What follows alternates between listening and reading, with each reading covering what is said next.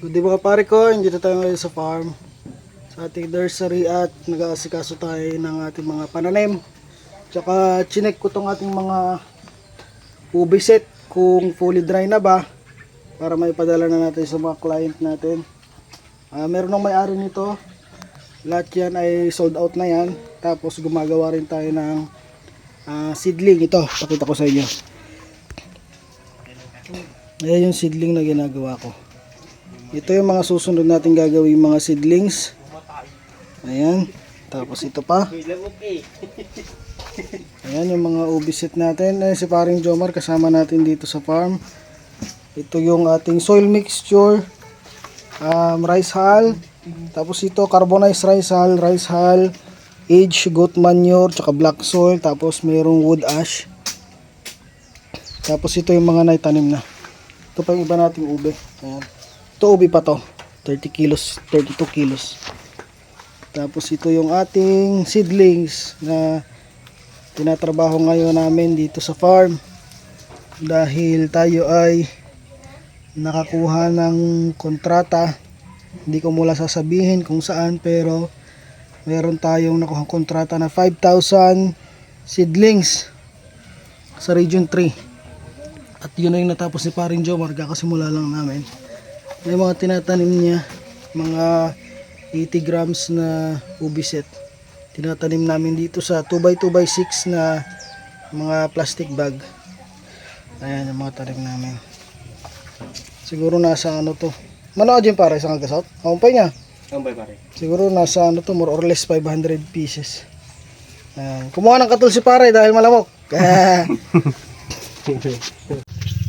Ayan, nagpatanim din tayo ng ubi dyan.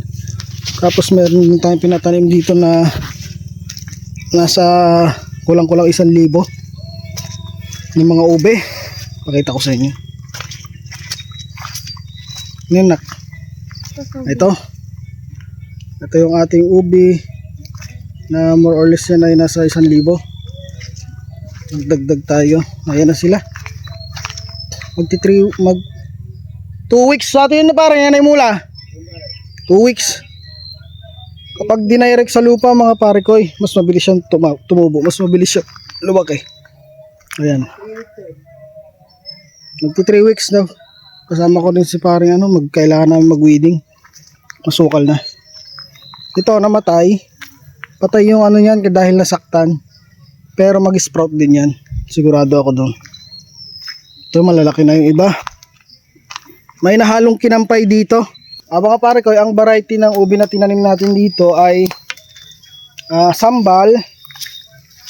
Mix na eh. Hindi ko na nabukod-bukod. Pero ito, halos sambal lahat to. Sambal.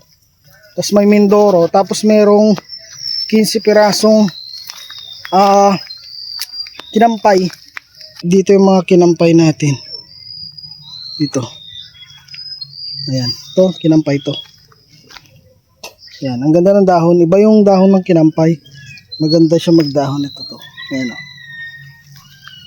Tsaka to. Ayan. Malalaking dahon. Gaganda. Yun. Ito. Itong area na to, kabilaan, kinampay. Ayan, malalaki na sila. Oh. Ayan. Tapos dito, kasi yung tinanim natin dito, mga seedlings ito. Ibig sabihin meron na siyang suloy, meron na siyang talbos nung tinanim natin. Tapos dito naman, yung tinanim namin dito sa dulo, dahil naubusan na kami ng pre-sprouted set yung tinanim namin dito. At ayun, kitang-kita nyo naman, tumutubo na rin yung mga set natin dito. Ang gaganda na. Tumutubo na sila. Ayan. Ito. Ayan, from set yan. Na 100 grams.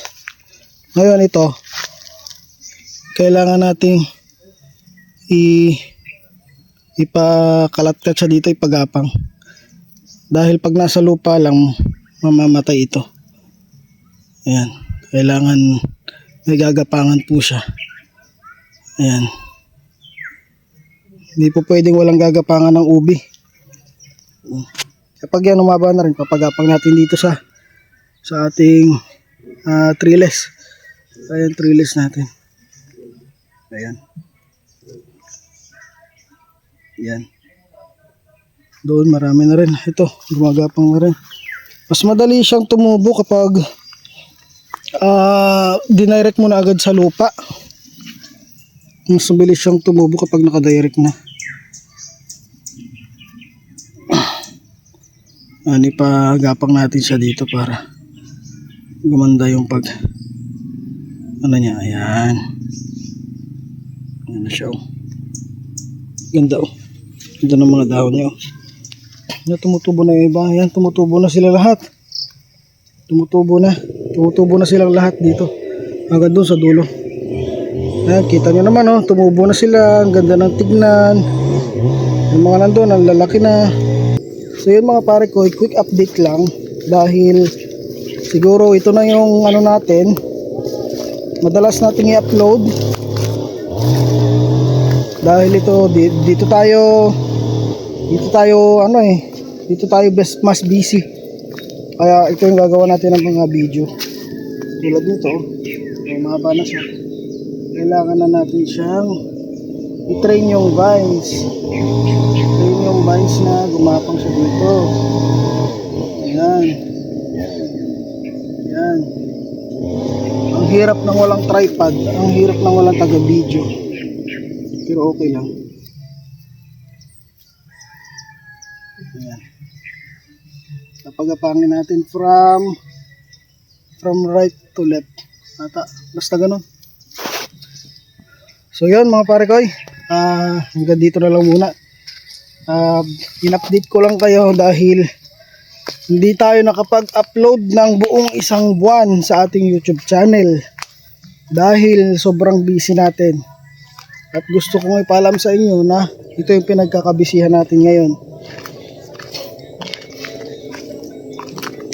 Hindi naman natin tinalikuran yung pag-aalaga natin, kundi pinaalaga lang natin sa iba na marunong din. Kaya may tiwala naman tayo sa kanila at may tiwala din sila sa atin, kaya ganoon lang, give and take lang. So hanggang dito na lang muna. Update ko na lang ulit kayo kung ano mangyayari dito sa ube venture natin. At sa mga gustong mag-order ng seedlings o kaya iset, pwede po kayo mag-message dito or tumawag sa 0970-3943-102. So yun lang po. Maraming salamat.